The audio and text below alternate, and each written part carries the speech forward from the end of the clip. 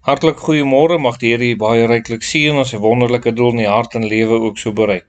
Nou liewe vriende, wanneer dit kom by 1 Korintiërs en by die nagmaal, wil ons graag tog net nog so ietsie met u deel oor daardie nagmaalgeleentheid dan ook.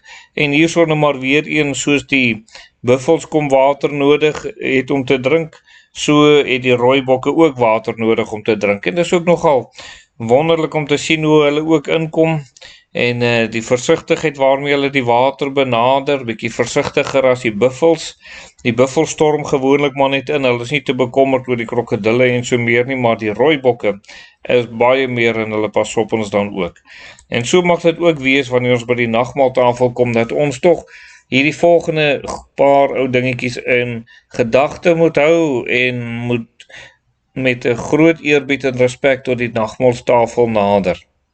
En die eerste saak is dat dis 'n uitnodiging van die Here vir u om by die nagmaaltafel aan te sit. 'n Spesiale uitnodiging vir u. Daar in vers 25 staan, net soos ook die beker na die ete met die woorde, hierdie beker is die Nuwe Testament in my bloed. Doen dit so dikwels as julle daaruit drink tot my gedagtenis. Nou net dieselfde sake wat gister vir die brood gegeld het, geld so vir die bloed van die Here ook, dat hy sy kosbare bloed kom stort het vir ons, en hy nooi ons uit om hierin te kom deel. Die uitnodiging is daarso. Jy weet, dit is vir my soms vreemd, dat mense, wanneer hulle hoor as nou nagmaal en bly hulle weg, dan vra ek die vraag, is dit oor daar sonde in hulle lewe is dit oor hulle weet daar is dinge nie reg in hulle lewe nie, en hulle wil nie reg maak nie, is dit hoekom hulle nie gaan nie? Want die uitnodiging is juist dat ons in die regte verhouding met die Here kan kom. As u klaar die nagmaal gebruik het, behoort u te sê, daar is niks tussen my en God nie, ek kan met die grootste vrymoedigheid gaan bid, of die wêreld tegemoet gaan, of in die teenwoordigheid van die Here kom. Ek weet dat ek in die regte verhouding met die Here is. En dis die uitnodiging, dis hoekom die Here u nooi, dat jy in daardie wonderlike verhouding met hom so mag wees. Dan, liewe vriende, word daar ook in die Bybel gepraat, dat ons dit dikwels moet doen.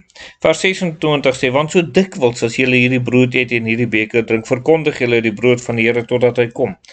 Voortdurend het ons nodig om opnuut te onthou wat die Here Jesus vir ons kom doen het. Voortdurend, dikwels moet ons dit kom doen. Dis nie iets wat ons nog maar net eenmaal doen en dan is dit verby nie. Nee, hoe nader ons aan die Here kom, hoe meer besef ons die wonderlike waarde van die kruisiging wat die Here Jesus vir ons kom doen het dan ook. Dan, liewe vriende, tot wanneer gaan ons dit moet doen?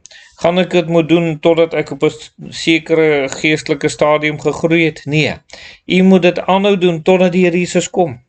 Daar staan in vers 26, want so dikwels as julle hierdie brood eet en hierdie beker drink, verkondig julle die dood van die Here, totdat hy kom. En dis die boodskap wat ons oordra. Ons dra die boodskap oor, dat in die dood van die Here is daar vir ons genesing. In die dood van die Here is daar geestelike groei.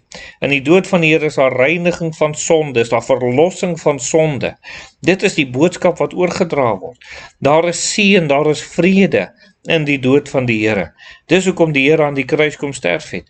En daarom dat hy op daardie plek sal kom om te sê, ek sal die nagmaal hou en ek kan nie anders as om te hou totdat die Here kom nie. Want ek het so nodig om al hoe nader en nader die Here te kom dan ook. Dan, liewe vriende, kan ons maar net hierdie teksverse ook opnuut lees.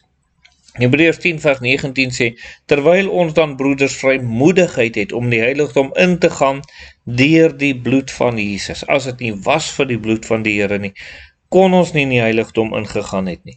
As dit nie was vir die bloed van die Here nie, was 1 Johannes 1 vers 7 vir ons nie waar nie, maar nou is dit van krag. Daar staan, want as ons nie lig wandel soos hy nie lig is, dan het ons gemeenskap met mekaar en die bloed van Jesus Christus, sy seun, reinig ons van alle sonde. Is dit nie wonderlik dat wanneer ons by die nagmaaltafel aansit, dan kan ek dit kom herdenk. Ek kan nou maar denk oor die wonderlike bloed van die Here en die genesing wat daar is. Liewe vriende, om af te sluit, die nagmaal is iets wat ons moet onthou. Ons kan dit nie vergeet nie. Ons moet onthou. Wat moet ons onthou? Ons moet onthou wat Jesus vir u gedoen het. U moet onthou wat het Jesus alreeds vir u gedoen. Hy het sy lewe vir u gegee. U moet onthou wat Jesus nou vir u doen. Dit is baie belangrik dat u dit ook moet onthou. En dan moet u onthou wat Jesus vir u gaan doen. Hierdie 3 dinge moet jy onthou wanneer jy by die nagmaaltafel aansit, en dit sal en behoort daartoe te lei dat jy meer toegewyd en aan die Here oorgegee is ook. Mag die Here help. Kom ons bid saam. Ons dierbare Here, baie dankie dat ons 'n wonderlike voorreg mag hê om van tyd tot tyd by die nagmaaltafel aan te sit, en mag U hierdie wonderlike seëninge in ons harte inbrand. Ons eer U vir die liefde wat so groot is. Amen.